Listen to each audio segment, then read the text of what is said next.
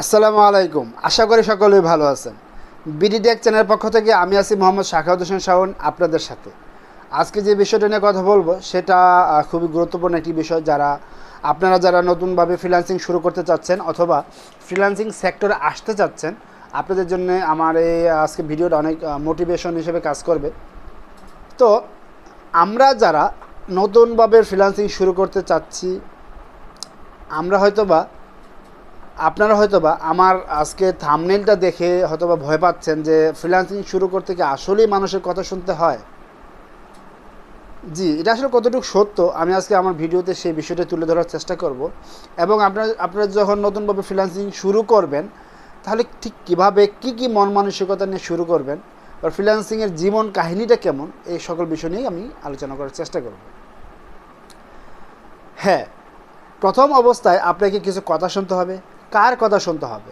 আপনার ফ্যামিলির কথা শুনতে হবে, আপনার ফ্রেন্ড সার্কেলের কথা শুনতে হবে, এবং আশেপাশে আপনার রিলেটিভ যারা আছে ওনাদের কিছু ডিমোটিভেটেড কিছু কথা আপনাকে শুনতে হবে। কেমন? ধরুন আপনি বেকার অবস্থায় আছেন, এখন আপনি চাচ্ছেন আপনি ফ্রিল্যান্সিং শুরু করবেন, কারণ হচ্ছে আপনার বড় ভাইয়েরা বা আশেপাশে সবাই আপনার ফ্রিল্যান্সিং করতেছে, ভালো একটি ইনকাম করতেছে, সেক্ষেত্রে আপনিও ইচ্ছা প্রকাশ করতেছেন যে আপনি ফ্রিল্যান্সিং শুরু করবেন।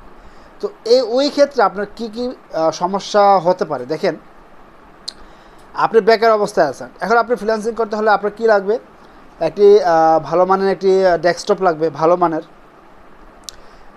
নেট ব্রডব্যান্ড কানেকশন লাগবে, মানে নেটওয়ার্ক লাগবে হাই স্পিড। এই দুটি জিনিস আপনাকে প্রথম অবস্থা লাগবেই, ম্যান্ডেটরি।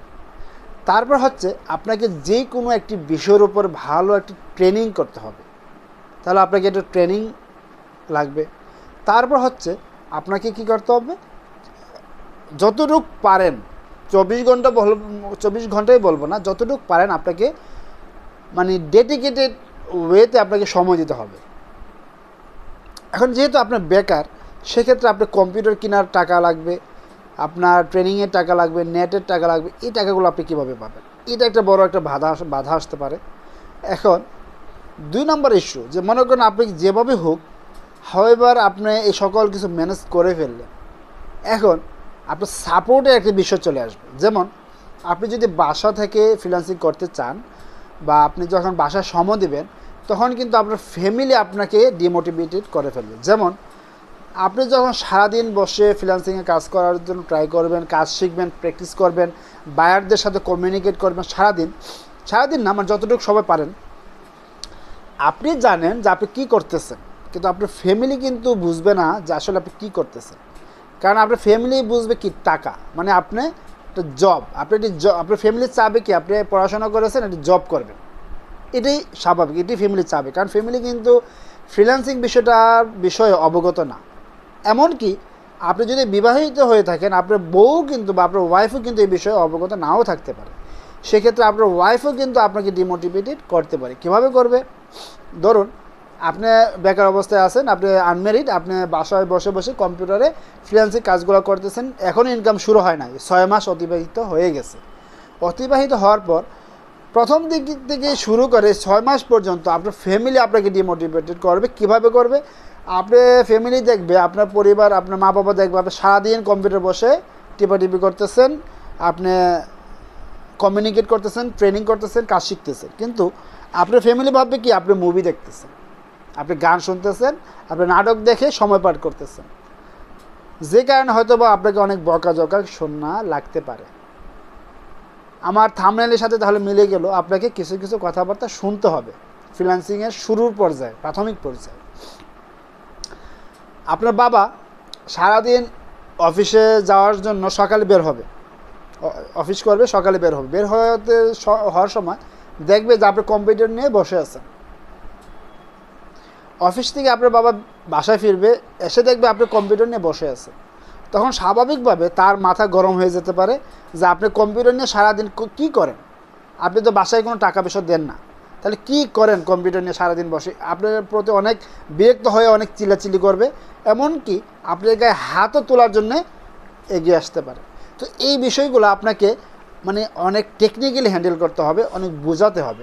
আপনার মা বাবাকে বোঝাতে হবে যে আম্মু বা আব্বু, আমি এই বিষয়গুলো করতেছি, আপনারা আমাকে 1 বছর সময় দিন।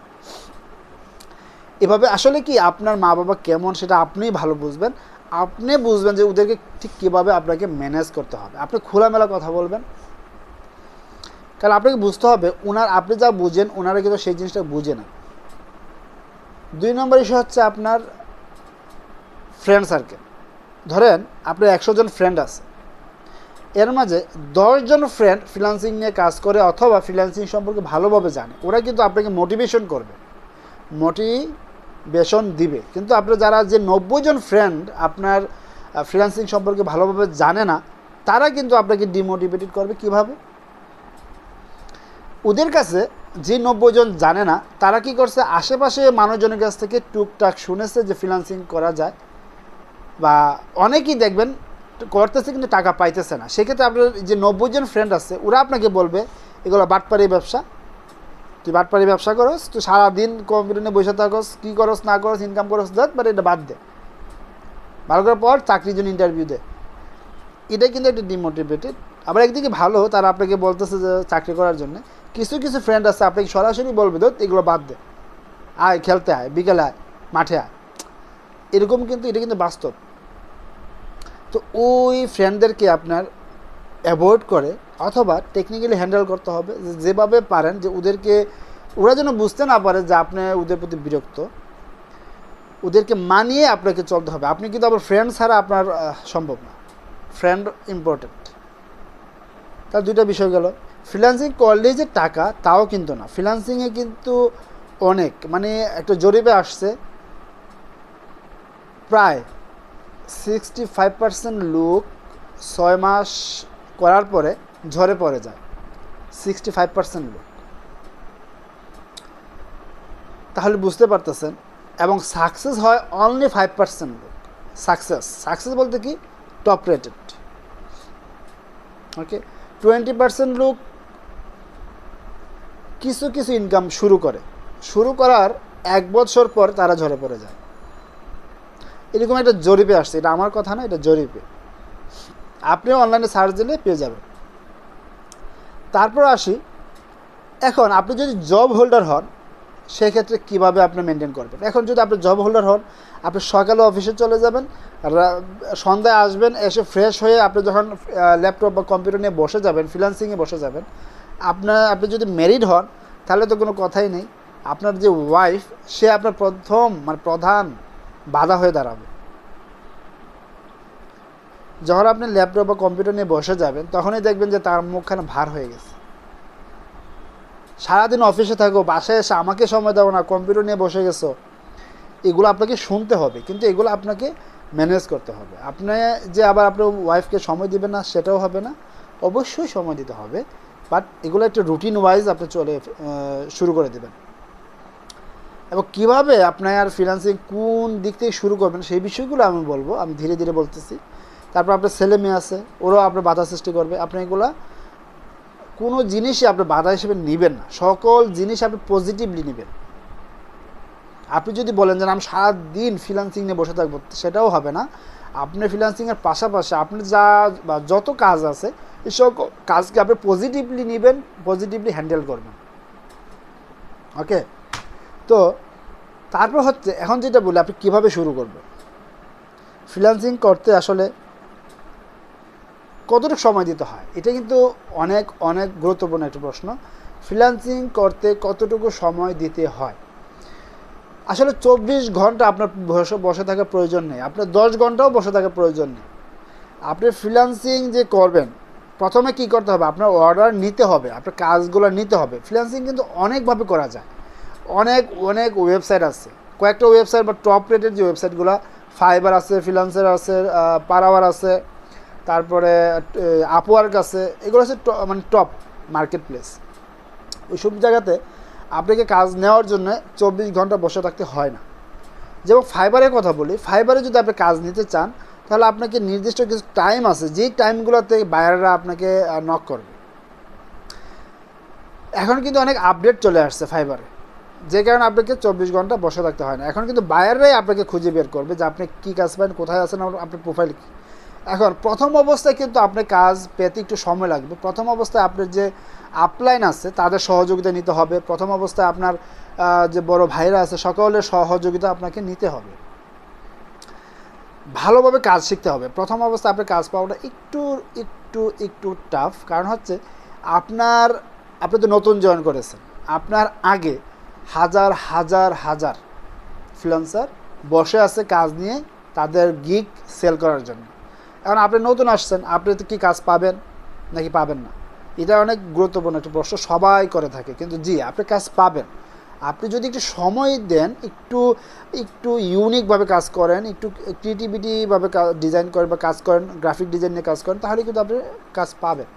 নতুন অবস্থায় কাজ পাওয়া যায়, কারণ সকল ক্লায়েন্ট তো আর এক্সপিরিয়েন্স যারা আছে তাদের কাছে যায় না, কারণ তাদের কাছে রেট একটু বেশি হয়। তো ক্লায়েন্টরাও খুঁজে যারা নতুন আসছে একটু কম রেটে আমার কাজটা করাতে পারে কিনা। তো সেই ক্ষেত্রে আপনাকে কিন্তু অনলাইনে থাকতে হবে। অনলাইনে আপনি 24 ঘন্টা কীভাবে থাকবেন, আপনি না থেকেও অনলাইনে কীভাবে থাকবেন সেটারও একটা ব্যবস্থা আছে। যেমন আপনি O2 রিফ্রেশ নামক যে অ্যাপসগুলো আছে সেগুলো ডাউনলোড করে রাখতে পারেন। তো এভাবে কিন্তু আপনি 24 ঘন্টায় অনলাইনে আপনাকে শো করবে। আপনি যদি যত অনলাইনে থাকবেন ততই কিন্তু আপনার গিগটা একটু র্যাঙ্ক করবে। তো এই বিষয়গুলো আপনাকে মানতে হবে। তো আশা করি আমার আজকে ভিডিওটা আপনাদের অনেক উপকারে আসবে। যেমন আপনাদের যত বাধাই আসুক না কেন, আপনার অত সকল বাধাগুলোকে আপনি পজিটিভলি নেবেন, নিয়ে আপনারা ফ্রিল্যান্সিংয়ের দিকে এগিয়ে যাবেন। আর ফ্রিল্যান্সিং মানে যে সকলেই বলে টাকা টাকা, কিন্তু না, এটা খুবই মিথ্যা কথা। ফ্রিল্যান্সিং মানেই টাকা না। তখন আপনি যখন একটি র্যাঙ্কে চলে যাবেন তখনই কিন্তু ফ্রিল্যান্সিং মানেই টাকা, এটা সত্য। তো ফ্রিল্যান্সিংয়ের র্যাঙ্কে যেতে হলে আপনাকে অনেক সময় দিতে হবে, অনেক কাজ করতে হবে।